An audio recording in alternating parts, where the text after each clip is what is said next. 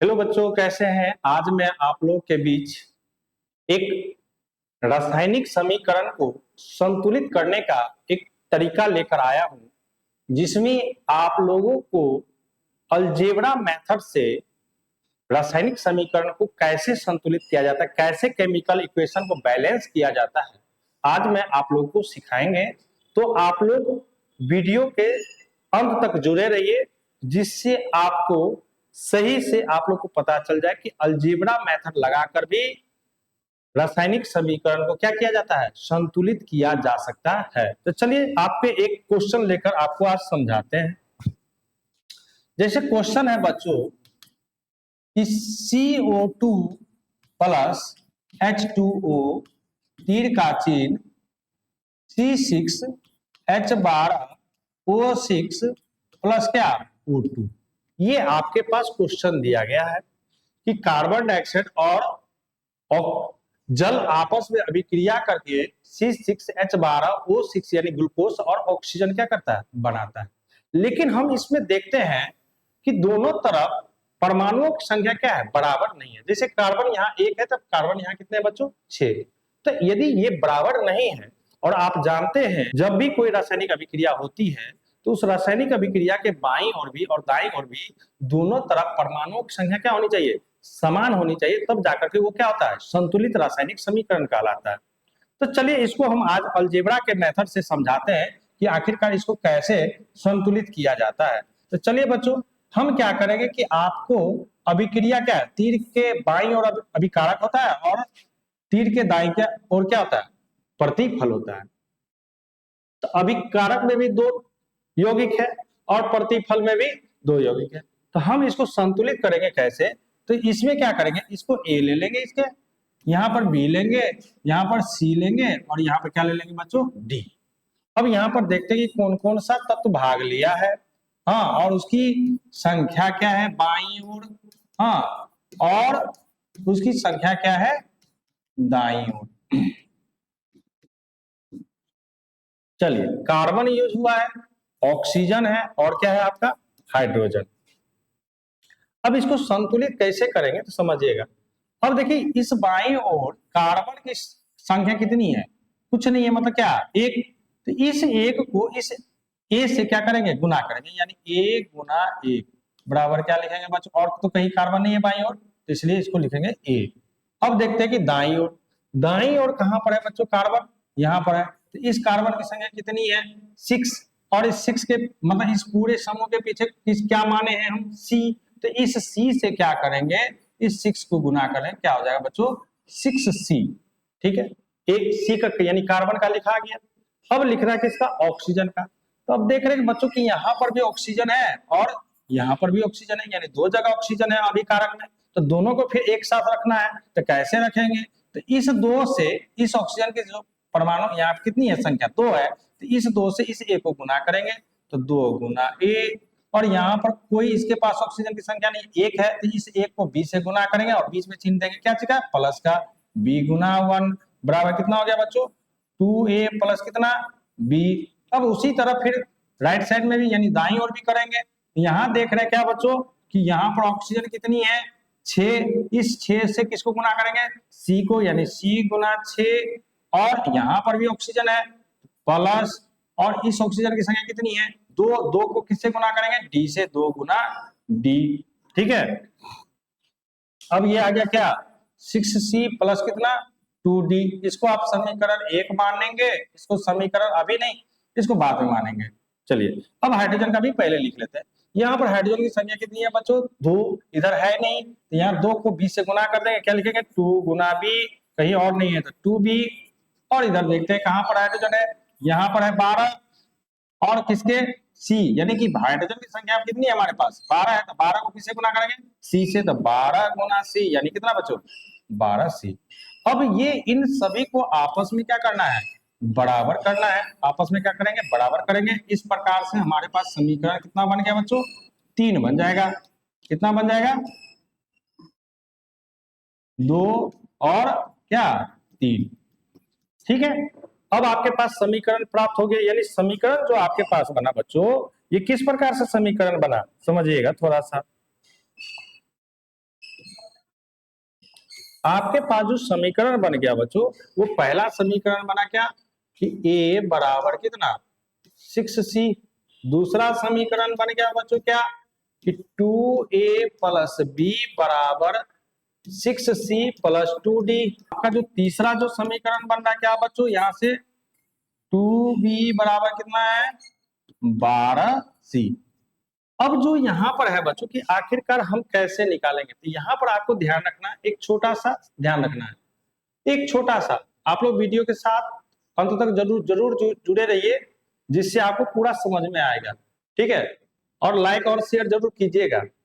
अब यहाँ पर क्या करना है, ए का मान जो है अपना मन से, ए का मान अपने मन से क्या करना है बच्चों, एक ले लेना है। क्या लेना है, ए। अब एक ले लिए, तो अब इसी ए की सहायता से इसमें जो जो चीज है बी सी डी, इन सभी का मान निकलेगा। कैसे निकलेगा, तो अब देख रहे हैं कि ए का मान, ए का संबंध किससे, सी से, ए का, और सी का संबंध किससे है, बी से। हम इसी तरह से संबंध को आपस में तालमेल बैठा करके क्या करेंगे, इसका मान ज्ञात करेंगे। तो जैसे देखिए कहता है ए का मान, तो लिखेंगे कि ए का मान कहां पर बच्चों, समीकरण एक में क्या करने पर, रखने पर। तो ए बराबर क्या है बच्चों 6c। ए का मान आपने 1 ले लिया, बराबर कितना 6c, यानी c बराबर क्या, c के साथ 6 गुना, इधर क्या आ जाएगा भागा में। चलिए c का मान निकल गया। अब किसका निकालना है कि c से संबंध किसका है बच्चों, b से। तो बोलिएगा कि सर दूसरा समीकरण में क्यों नहीं रखे, इसलिए नहीं रखे बच्चों क्योंकि अभी a और हमको c का ही मान ज्ञात हुआ है, a का और c का, b और d क्या। तो एक समीकरण में जब दो अननोन रहता तो वहां पर उसका वैल्यू आप नहीं निकाल सकते हैं। तो इसलिए अब हम तीसरा समीकरण का प्रयोग करेंगे। तो लिखेंगे कि c का मान कहां पर, समीकरण कितना में 3 में क्या करने पर, रखने पर। तो चलिए सी का मान यानी 2b बराबर कितना बच्चों 12c। 2b बराबर 12 गुना सी का मान कितना है बच्चों 1/6, 6 2 जा 2 है। 2b बराबर कितना 2 गुना 1, 2b बराबर कितना बच्चों 2/2, कितना आ गया 1, क्योंकि 2b के साथ मल्टीपल है तो डलाएंगे डिवाइड में आ जाएगा। अब देखिए यहाँ से b मान निकल गया। अब देखिए इस समीकरण में रखेंगे, अब आपको पता चल गया कि a का मान कितना है, b का मान कितना है और c का मान। तो हम इस a b c का मान यदि समीकरण 2 में रख दें तो हमको यहाँ से d का मान, क्योंकि 4 अननोन है इसमें और 4 में से 3 का हमने मान ज्ञात कर चुका है, तो एक चौथा आसान हो जाएगा हमें निकालने के लिए। तो चलिए यहाँ पर क्या करते हैं, लिखेंगे a b c का मान कहां पर, समीकरण 2 में क्या करने पर, रखने पर। चलिए समीकरण 2 में रखे 2 गुना 1, ए का मान आपने कितना माना है यहाँ पर 1, प्लस बी का मान आपको कितना आया बच्चों 1, बराबर 6 गुना सी का मान आपको कितना ज्ञात हुआ है 1/6, हाँ, अब प्लस डी 2d। ठीक है भाई, तो 2 से 1 गुना करेंगे 2 प्लस कितना 1 बराबर 6 से 6 कट गया, कितना बच गया इधर 1 प्लस कितना 2d। 2 1 3, इधर प्लस में इधर लाएंगे क्या माइनस, बराबर कितना 2d, यानी 2d बराबर 3 में से 1 कट गया, कितना बचा 2, d बराबर कितना 2/2, कट के कितना 1। इस तरह से हमें ए बी सी डी का मान ज्ञात हो गया। अब जब ए बी सी डी का मान ज्ञात हो गया तो अब हम जहां पर माने हैं वहां पर हम इसको क्या करेंगे, रखेंगे। हमने कैसा माना समझिएगा, हमने माना है जैसे दिया जो समीकरण था क्या CO2 प्लस क्या H2O, तीर का चिन्ह हमने ऐसे माना A, यहाँ पर B, C, C6H12O6 plus DO2।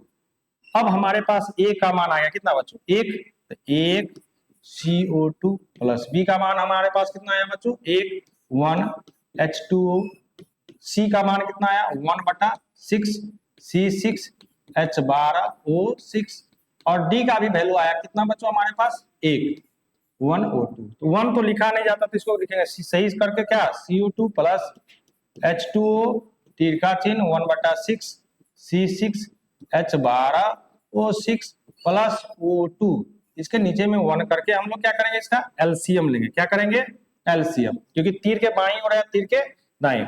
CO2 plus क्या H2O, तीर का चिन्ह 6, यहां से लॉस लेंगे 1 और 6 का 6, यहां से आ जाएगा क्या C6 H12O6 प्लस 1 से भागा देंगे 6 मतलब 6 और 6 को क्या करेंगे O2 से गुना 6O2।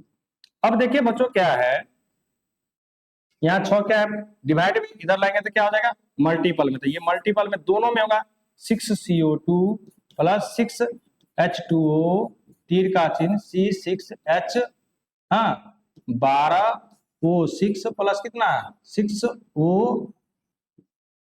अब देखें कि यहाँ पर क्या संतुलित हुआ या नहीं, तो देख सकते हैं बच्चों कि यहाँ पर आपका क्या हो चुका है संतुलित। देखिए जैसे कार्बन 6 ऑक्सीजन 6 दूनी 12 और प्लस इधर कितना 6 टोटल हो गया कितना 18। इधर भी देखिए ऑक्सीजन 6 प्लस 6 दूनी 12 टोटल कितना हो गया 18। हाइड्रोजन की संख्या देखिए 6 दूनी 12, यहाँ पर भी देखिए हाइड्रोजन की संख्या कितना। तो ये इस प्रकार से रासायनिक समीकरण को अलजेब्रा मेथड से क्या किया जाता है संतुलित किया जाता है। तो बच्चों आप लोग लाइक कमेंट और सब्सक्राइब जरूर कीजिए। आपको इसी प्रकार से ढेर सारा वीडियो आप लोग को मिलेगा। आप लोग ये भी बताइएगा कि सर आपका वीडियो किस मतलब आपने जो पढ़ाया है वो हमें समझ में आया या नहीं, जरूर जरूर कमेंट कीजिएगा। चलिए तब तक के लिए बाय।